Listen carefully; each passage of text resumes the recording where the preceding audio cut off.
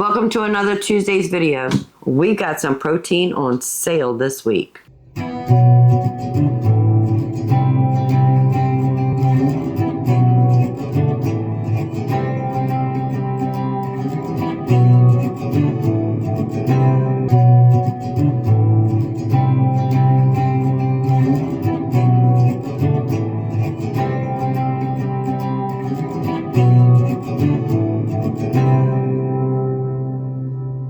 Hello family, welcome back. If you're new here, welcome. I am Vicki and you're with Gravy in the Kitchen. So I made another batch of sourdough bread and I need to shape this to put it in the loaf pan so I can do its second fermentation so I could cook it. If I get it cooked today, not a problem. If not, we'll cook it tomorrow. But this is just my basic sourdough recipe. But I did increase it by 25%. If you want to start your journey on sourdough bread, I have a video on how to make your own homemade, from scratch, sourdough starter. It's 2 ingredients, flour and water, and you just need 2 weeks. This has been in my house for quite some time, maybe almost a year now, actually. And keeping it alive, and I've been putting it in the refrigerator in between use. And if you're looking for a really good, easy artisan sourdough bread, I'll put a link in the description below, and you can turn your homemade sourdough starter into a delicious sourdough bread. I prefer making mine in the loaf pan, and this is a 2-pound all-American loaf pan. Picked this up from Amazon. I think it was right around $30 several years ago. But if I can find this on Amazon, I'll also leave that in the description below. But we need to get this turned out on our bench so we can get it shaped and in that loaf pan.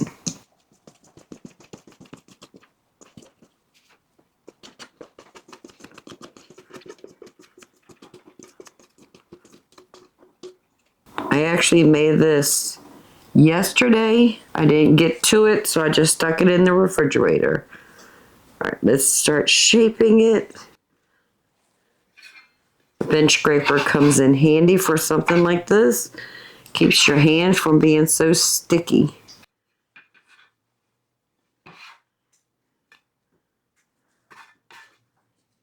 Just going to turn it on itself a couple times. Not looking to knead the bread. We need more flour.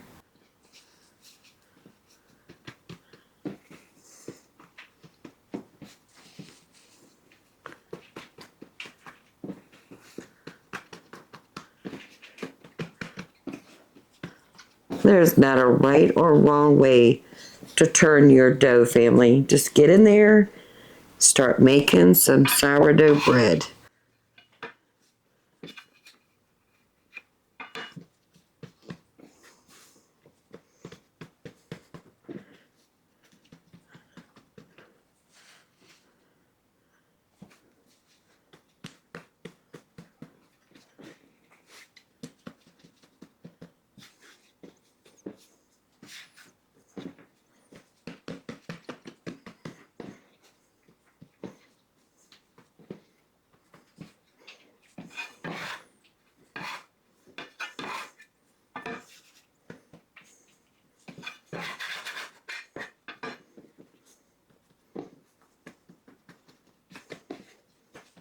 All right, that looks good. Let's go in the pan.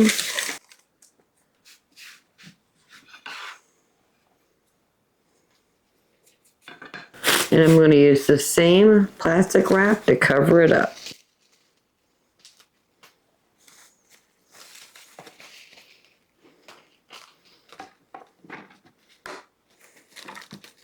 All right, I'm just going to set that aside.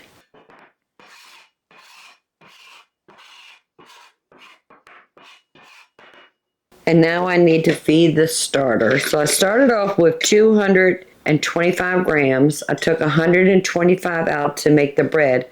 So I have 100 grams left in here. So we need to double it with 50 grams of water.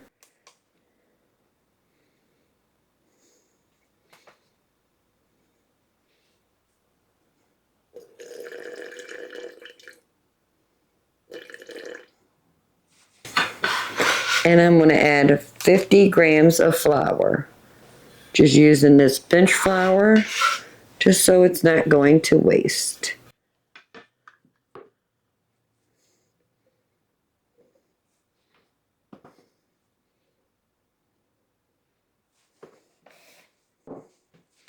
Make sure everything gets mixed in really well. The sourdough starter, the new flour, and the new filtered water we just added.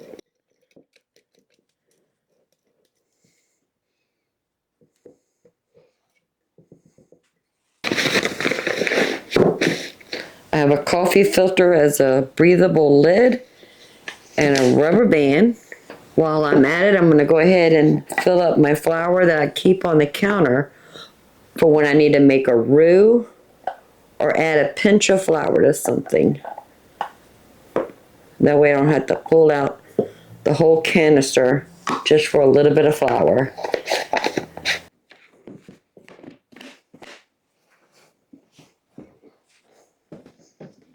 Now I know we won't be making bread for a while, so I'm just going to put this in the refrigerator, and when I'm ready to make bread, I'll take it out first thing in the morning.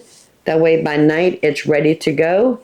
If we need to feed it again, we'll feed it again. If not, we got sourdough starter waiting on us. Clean up my island just a bit.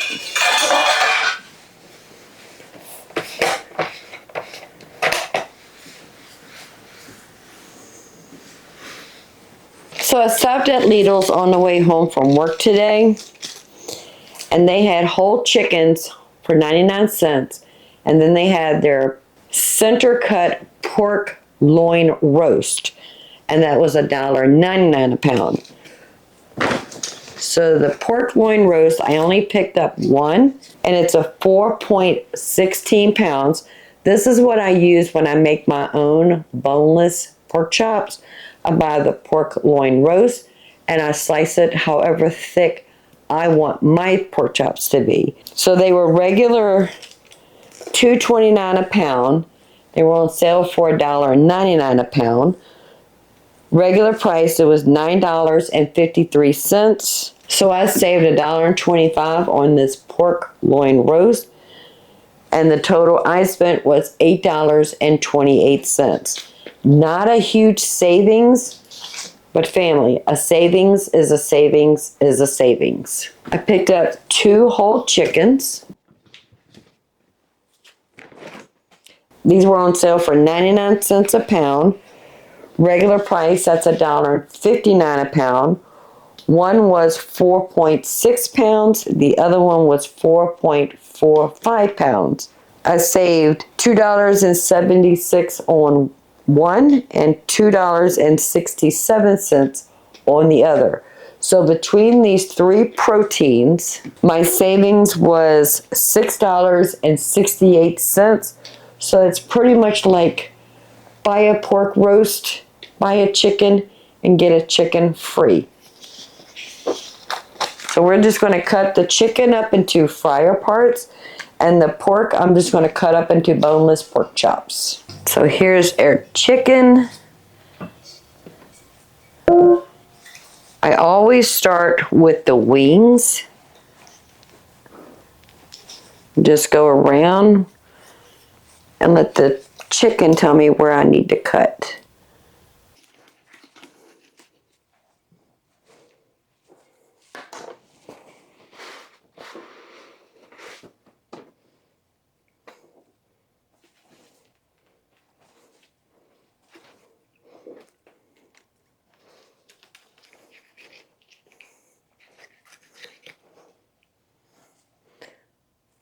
Then I like to remove the leg quarters from the breast.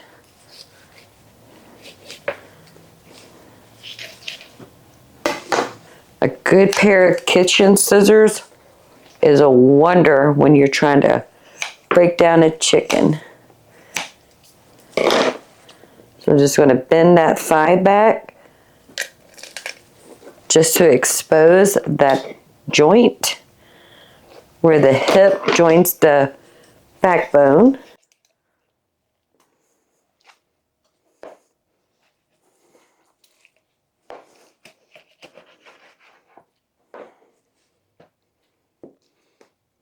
And then I'm going to separate the drumstick from the thigh. There's a fat line you'll be able to see. Go to the drumstick side of that fat line.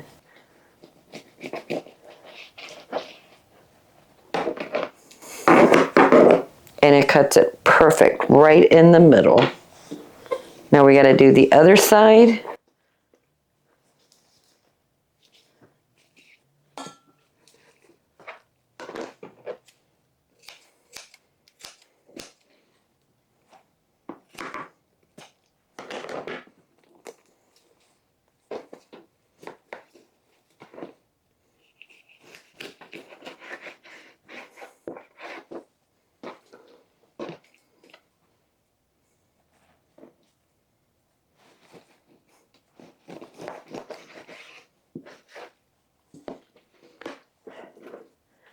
And then there's another fat line right beside the breast before it gets to the backbone.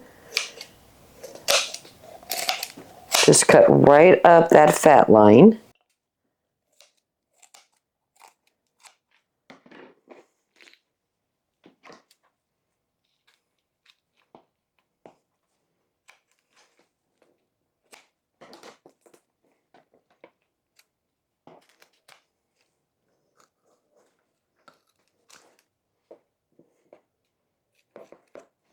The backbone we're going to save for chicken stock, because one day we do need to make some chicken stock.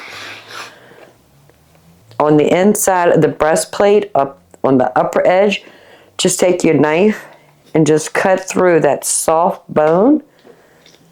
Turn it over. Put your weight on it and smash it down. And now we can cut the breast in half.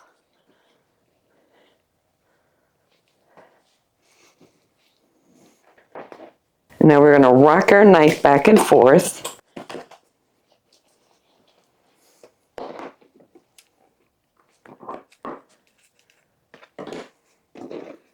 And I'm going to cut one breast in half. Now you have a thick end, that's the upper part of the breast, and you have a thin end, that's on the lower part of the breast. I cut it about a 2/3 mark, so the top of the breast is actually smaller, but it's thicker, and the bottom half is going to be longer, but it's thinner. That way they're equal portions, not necessarily equal size.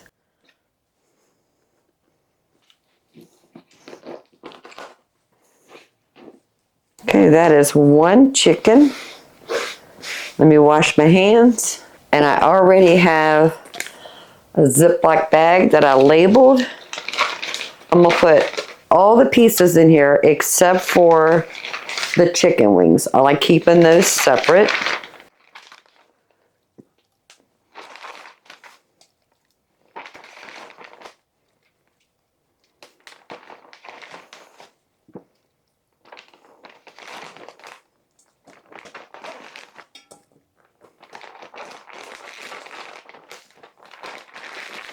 And we'll vacuum seal that in a second. Let me go get the other chicken ready. And we're gonna cut this one the same way.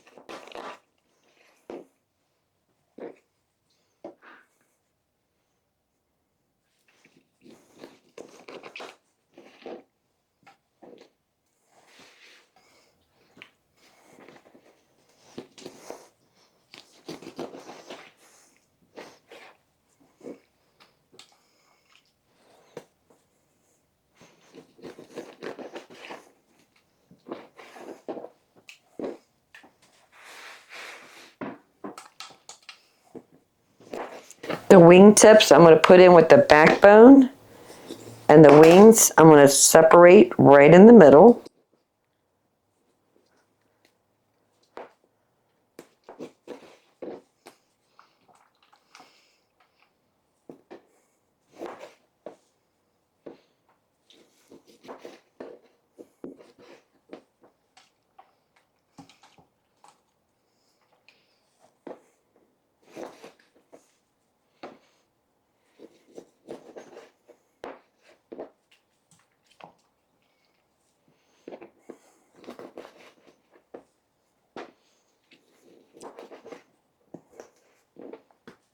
All right, let me wash my hands one more time. So I have a Ziploc bag labeled chicken wings.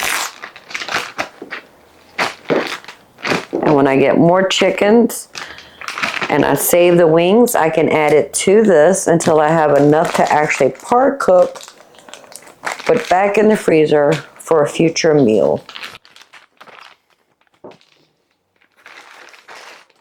And now we're going to put the rest of the chicken in a Ziploc bag.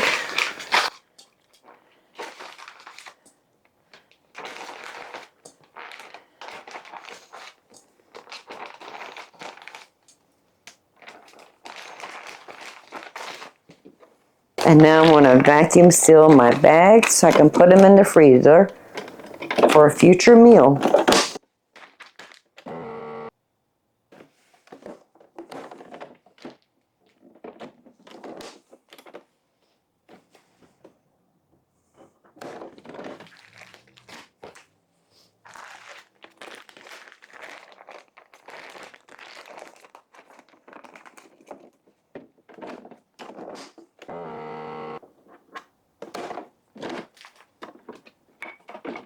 I'm going to give it a good wipe down because I don't want to cross-contaminated chicken with pork. They have different cooking temperatures. Wash my moisture collector and I'll put that back in. All right, this is going to go into the refrigerator until I get to the freezer. So here is our center cut pork loin roast. I'm going to cut mine about a 1/2 inch thick. And now we have pork chops.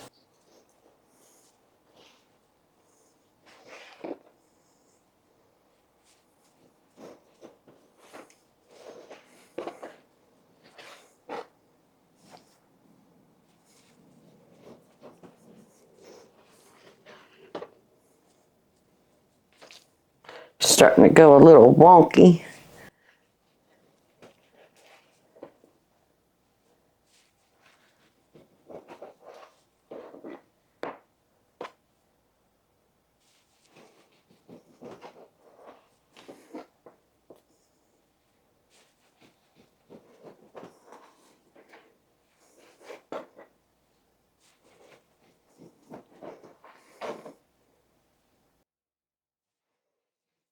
Oh no, the Leaning Tower pork chop fall down.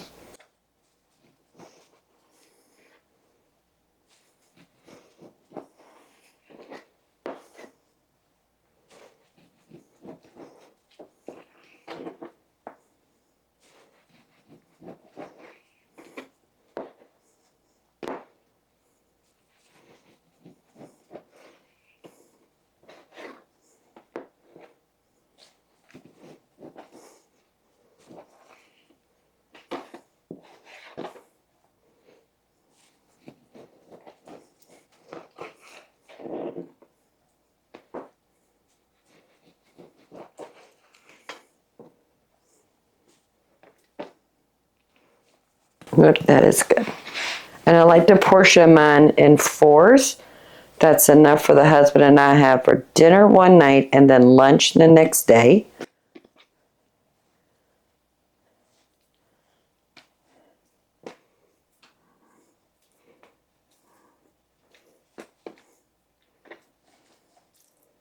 And it looks like 2 are going to get 5. Perfect. We have 4 recipes. each one of these recipe represents 2 meals. I'm going to get my vacuum seal bags ready.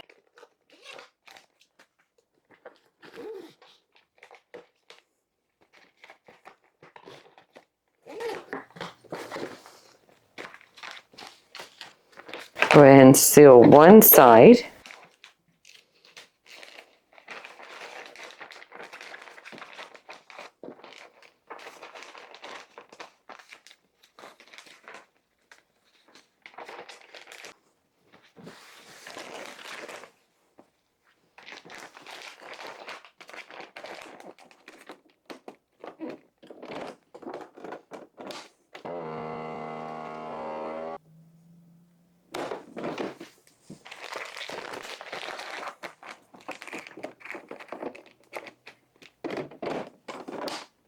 So I spent a total of $19.40 at Lidl's today, getting 2 whole chickens and 1 pork loin roast.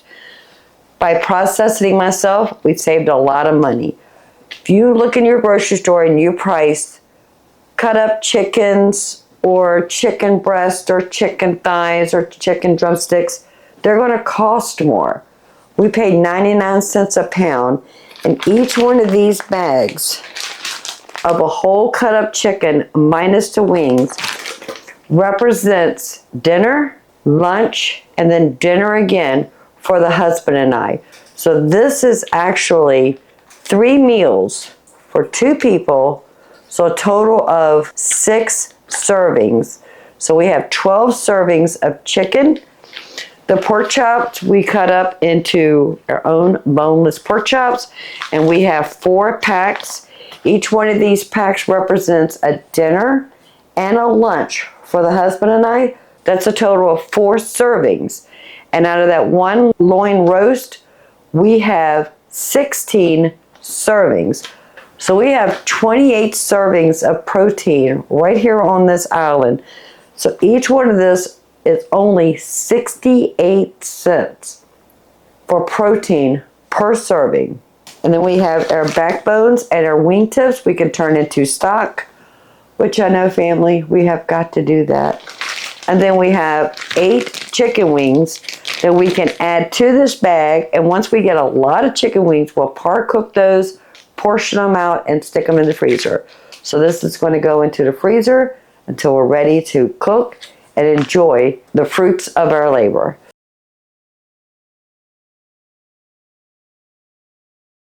Now, if you've been around for a while, and I do appreciate it, you'll notice I don't do 30-minute meals. And the reason I don't do 30-minute meals is because, well, you have to buy things that are already prepared at the grocery store, and then you turn that into a meal. For instance, the boxed hamburger helper. Bad ingredients. Read the labels, and if you don't understand what those words are, they're bad ingredients. The rice that are seasoned, pre-cooked, and dehydrated, and all you have to do is add water to rehydrate those. Also, bad ingredients. I'd rather spend an hour to an hour and a half of cooking a real meal with real ingredients from the things we have in our freezer, in our pantry, even if we have to go to the store and get an ingredient or 2. I'd rather do that and spend that amount of time cooking a healthy meal from my family, which is just the husband and myself. We are empty nesters, than to give us bad ingredients. If you're looking for a 30-minute meal, this is probably not for you. But if you're looking for a recipe where you can make your own pasta, cook raw rice the correct way, how to prepare beef, pork, and chicken in a healthy way without the ingredients, then this is the channel for you. Don't look at the time it takes to cook a meal. Look at it as, okay, you know what? I think I want to have a meatloaf. Grammy says it took about an hour to an hour and a half. I can make the meatloaf the night before, wrap it up in saran wrap, put it in the refrigerator. Then the next day, all I have to do is put it in the oven and cook it. Pasta, you can use dry pasta if you want. I just don't have dry macaroni at the moment, but I have a pasta machine, so I can make homemade pasta. You don't have to do that, family. Use dry pasta. It's fine. We made refried beans this week. We made them homemade. Super simple.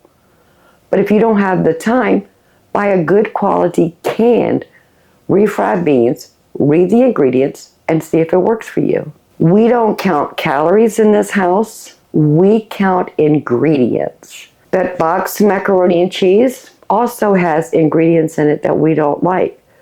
So we don't use that. Count the ingredients and stop counting calories.